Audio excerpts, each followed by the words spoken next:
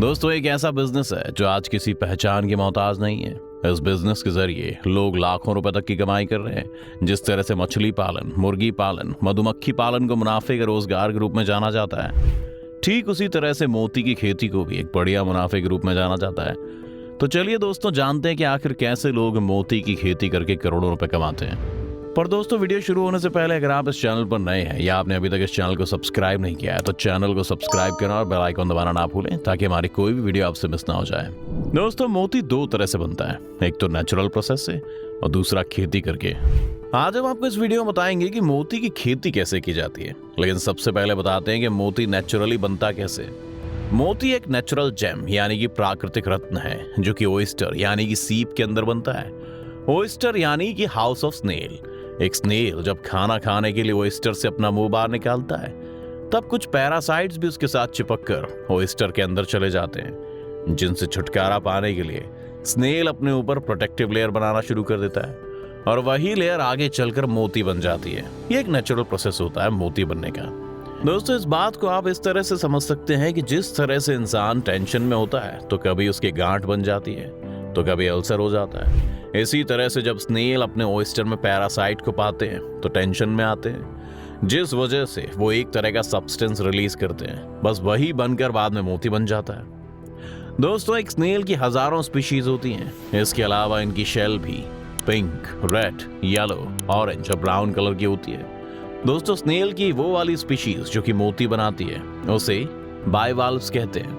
लेकिन हर बार जरूरी नहीं कि मोती बने ही बने, क्योंकि हर ओयस्टर मोती बनाए हमेशा ऐसा नहीं होता। एक मोती बनने में सालों लग जाते हैं। वैसे तो असली मोती समुद्र की गहराइयों में मिलता है, पर मोती की डिमांड को देखते हुए इसकी खेती भी की जाती है। चलिए जानते हैं कि आखिर कैसे एक मोती की खेती की जाती है। मोती की इस खेती को मोती पालन या पर्ल कल्चर कहा जाता है। मोती की खेती करने के लिए पहले किसानों को एक ऐसी जगह का इंतजाम करना पड़ता है जहां पर अच्छे से पानी अवेलेबल हो सके। इसके लिए किसानों को तालाब, एक छप्पर या सर्जिकल हाउस जैसी जगहों का इंतजाम करना पड़ता है। वैसे दोस्तों, आपको बता दें कि तालाब और टैंक का इंतजाम सिर्फ एक बार ही किया जाता है। उसके बाद हर बार फिर मोती की खेती के लिए वही काम में आ जाता है। मोती की खेती के लिए एक ऐसे तालाब की जरूरत पड़ती है जो कि 10 बाई 10 फुट या उससे बड़ा हो और जिसकी गहराई 5 से 6 फीट हो। दोस्तों, अगर टेक्निकल भाषा में बताएं तो लगभग 0.4 हेक्टेयर में तालाब में 25,000 सीप से मोती का प्रोडक्शन किया जाता है। दोस्तों, आपको बता दें कि कुछ लोग जिनके पास तालाब उपलब्ध नहीं हो पाता है वो लोग घर पर ही टैंक बनाकर मोती की खेती करते हैं। मोती की खेती के लिए सबसे अच्छा मौसम सर्दी यानी कि अक्टूबर से दिसंबर तक का माना जाता है। दोस्तों, मोती की खेती के लिए सबसे जरूरी जो चीज होती है वो सीप है। उन्हें किसान नदी, तालाब, नहर जैसी जगहों से इकट्ठा करते हैं। इसके अलावा जिन लोगों को ये सीप तालाब से नहीं मिल पाते हैं वो लोग उन्हें खरीदते हैं। इनको खरीदते वक्त या तालाब से इकट्ठा करते वक्त इस बात का ध्यान रखा जाता है कि इन सीप का साइज लगभग 8 से 10 सेंटीमीटर का होना चाहिए। साथ ही में ये भी ध्यान रखा जाता है कि सारे सीप जिंदा हों। इसके बाद हर सीप में पहले चीरा लगाया जाता है, यानी कि इनको एक सर्जिकल टूल से खोला जाता है। इसके बाद इनमें 4 से 6 मिलीमीटर डायामीटर वाले सिंपल और डिजाइनर बीड्स या फिर रेत के कण डाले जाते हैं। फिर इन सीप को बंद कर दिया जाता है। इसके बाद इन सीप को 10 दिन तक नायलॉन के एक बैग में रखा जाता है। इसके साथ ही इनको इनके घाव भरने के लिए एक एंटीबायोटिक दिया जाता है। कभी कभी इनको प्राकृतिक चारा यानी कि नेचुरल फीड पर भी रखा जाता है और इनका अच्छे से एग्जामिन किया जाता है। इस पूरे प्रोसेस में अगर कोई सीप मर जाता है तो उसे बाहर निकालकर अलग कर दिया जाता है। दोस्तों, आपको जानकर हैरानी होगी कि इस पूरे प्रोसेस में इस्तेमाल होने वाले सीप में से लगभग 30% अपनी जान से हाथ धो बैठते हैं। इसके बाद इन सीप को तालाब में डाल दिया जाता है। दोस्तों, आपको बता दें कि इन सीपों को तालाब में भी नायलॉन के बैग में ही डाला जाता है, जिसमें एक बैग में 2 सीप होते हैं। सीपों को तालाब या टैंक में 1 मीटर की गहराई या बांस या पीवीसी के पाइप से लटकाया जाता है। सीप को तालाब में डालने के बाद उनका अच्छे से खास ख्याल भी रखा जाता है। सीप के अंदर का मौजूद स्नेल अपना खाना खुद नहीं बना पाता है, इसलिए इनको बाहर से ही खाना दिया जाता है। गोबर खाद, केले के छिलके जैसा खाना सीपों को दिया जाता है। इसके बाद तालाब के अंदर ही सीपों में से एक चिकना सब्सटेंस निकलने लगता है जो धीरे धीरे मोती का रूप ले लेता है और लगभग 8 से 10 महीने बाद सीप को चीर कर उसमें से मोती निकाल लिया जाता है। इस तरह तैयार होता है मोती। अब आपको बता दें कि मोती की खेती करने में लागत कितनी आती है।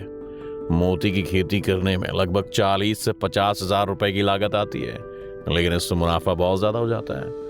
बाजार में 1 मिलीमीटर से 20 मिलीमीटर सीप के मोती का दाम करीब 300 रुपए से लेकर 1500 रुपए तक का होता है। इसके अलावा इस खेती को करने में सबसे ज़्यादा जो खर्चा होता है वो एक तालाब की व्यवस्था करना और फिर एक टैंक की व्यवस्था करना, पर यह लागत सिर्फ एक बार ही आती है। इसके बाद किसान को कई सालों तक लगातार मुनाफा ही होता है। आपको बता दें कि मोती की खेती करने में 8 से 10 लाख तक की कमाई हो जाती है।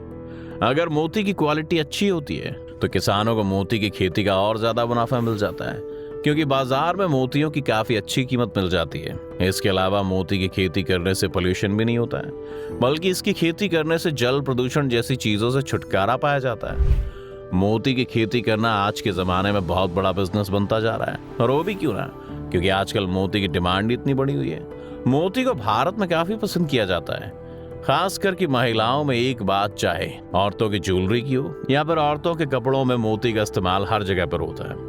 जब मोती का इतना इस्तेमाल किया जाता है तो जाहिर सी बात है मोती की डिमांड भी बड़े लेवल पर ही होती है, और इन डिमांड्स को पूरा करने के लिए मोती की खेती की जाती है। पूरी दुनिया में मोतियों का बिजनेस, पर्ल बिजनेस, करीब 30,000 करोड़ रुपए से ज्यादा का हो गया है। चलिए अब जानते हैं कि आखिर मोती होते कितने तरह के हैं। तो दोस्तों, मोती 2 तरह के होते हैं, एक तो नेचुरल पर्ल्स और एक कल्चर्ड पर्ल्स। नेचुरल पर्ल्स यानी कि असली मोती। दोस्तों, अपने नाम के जैसे ये मोती एकदम नेचुरल होते हैं। इन्हें समुद्र की गहराइयों से निकाला जाता है, क्योंकि ये मोती एकदम ओरिजिनल होते हैं। इस वजह से इनकी कीमत भी बहुत ज्यादा होती है। नेचुरल मोती वही मोती होते हैं जो राजा महाराजा के ताज में या फिर उनको गहनों के काम में लिया जाता है। ये मोती नेचुरल तरीके से बनते हैं, इसलिए बहुत ही ज्यादा रेयर होते हैं, यानी बड़ी मुश्किल से मिलते हैं। दोस्तों, आपको जानकर हैरानी होगी कि नेचुरल मोती करीब 10,000 ऑयस्टर्स में से एक में किसी में मिलते हैं, और सिर्फ एक मोती को बनाने में 1 से 20 साल भी लग जाते हैं। इतना तो एक स्नेल जी भी नहीं पाता है। कल्चर्ड पर्ल्स, जिन मोतियों की खेती की जाती है वो कल्चर्ड मोती होते हैं, क्योंकि ओरिजिनल मोती बहुत कम मिलता है, इसलिए इंसानों द्वारा इन मोती को उगाया जाता है।